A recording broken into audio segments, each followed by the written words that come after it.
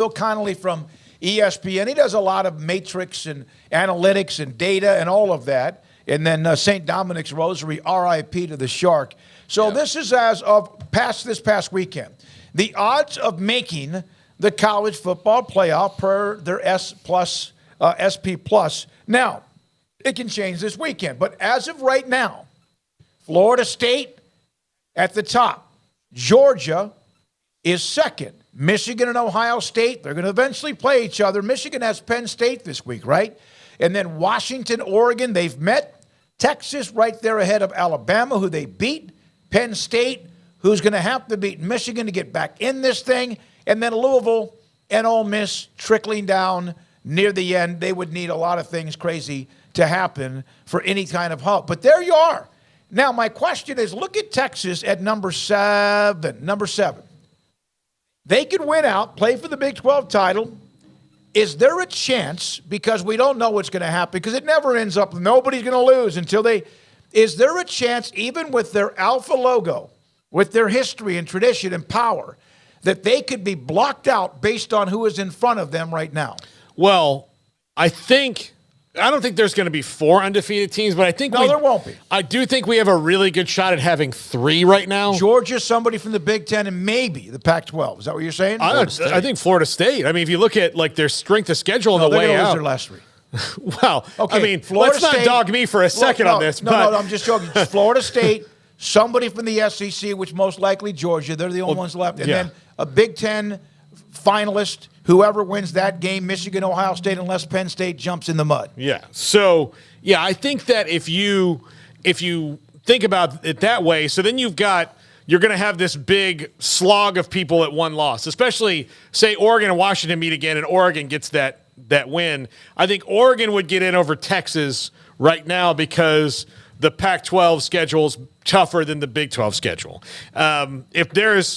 If Michigan or Ohio State wind up being a one-loss team that's in there somehow, although Ohio State, their one loss is to Michigan, then they're not going to play in the Big Ten championship game. So that kind of makes it weird. Same thing with Michigan. Yeah, I do think there is, but I do think because of Texas and who they are, and because they had that win over Bama, especially if it comes down to the next best ranked one-loss team would be Bama at that point, then you may have to put Texas in over Bama because no, you have to. If they end up with one loss. But if Texas has 2, it's a different story, even with the win against Bama.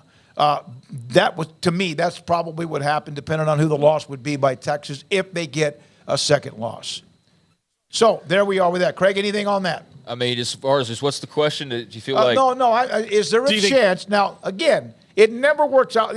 Like a week or two ago, my God, there's going to be 7 undefeated teams. That's not going to happen because of conference championship games. But there is at least a possibility here, and I think you'll have 1 or 2 teams that are undefeated. That is Texas. They need help, but is there a chance that no matter if they run the table, that they get blocked out, even with their big name and the logo and who they are as a power football traditional rich team? Yeah, sure there is. Look at the list. I mean, it's right there set up. If Washington wins out, if Ohio State or Michigan wins out, if UGA and FSU win out, boom, done, you're toast. So, it's as simple as that. But, if Oregon beats Washington, they avenge their loss, you'd think they'd stay above, but you never know. So they need Washington to lose. They need Ohio State or Michigan to lose. But, they do need help as far as that Pac-12 game goes, I think, as far as that tilt. So that'll be a very interesting one that they've got to eye. But, I think overall, there's a chance that they get locked out if that all stays, chalk above them, but or as far as the undefeateds go. But beyond that, I think they're in an excellent position. They are like right there on the 5 line. I think along with Oregon, I think they're right there with them. Now, again, if Oregon were to beat Washington, avenge their loss, win the Pac-12, the best league, arguably top to bottom, then they would have a better case.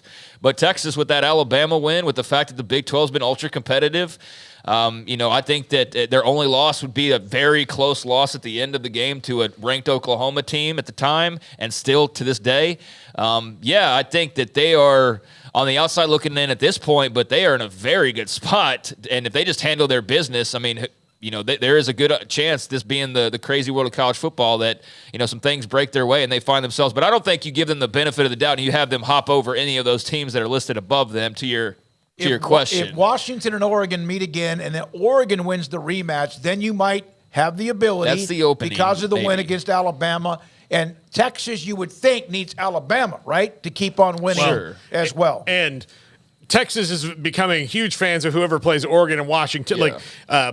They're going to be rooting hard for Jaquindon Jackson this week to beat their old recruit to beat Washington as Utah plays them this week. They're going to be recruiting like the Apple Cup. Like, I know Washington State's lost 5 games in a row, and they could lose 7 if you get to that point. But if they won that one, it'll be everything is fine. Something will happen where one of those in the top 5 is going to lose a game that may not even be against one of the teams we discussed, because college football winning is hard. But there's just a thought about that. So there's that from Bill Connolly. Appreciate that information. Yeah, I mean, there's, Ole Miss plays Georgia this weekend. I mean, who knows what could happen there. The Bulldogs have played with fire a little bit, but, there's a long way to go, even though there's not a long way to go. And like I said, I think however you want to read that, I do think, there is a formula where they get blocked out. Just everybody wins out above them, and, Washington beats Oregon again or whatever.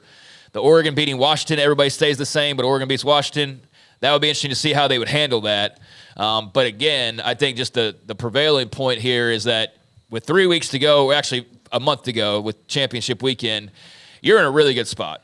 If you're Texas, you're in a really good spot, and I think you're happy with where you are, and you feel like, there's a good chance that something crazy could happen above you, and you feel good about your ability to handle everything that's in front of you right now. I don't think that there's a game remaining where you're too on alert or worried about the upset. I think that would have been last weekend, and you made your way out of that somehow, some way. Now the championship game, maybe playing Oklahoma State. We'll see how these last 3 weeks go. That obviously could be a huge challenge, but they're in a good. They're not in the driver's seat, but they're in a good spot. They are in a good spot. And last Saturday in that game with K-State, my goodness, did that help open the door up a little bit wider, because that was it. If they lose that, they could still play for the Big 12 title, but not play for any kind of college football playoff. Paul Catalina yesterday on Oklahoma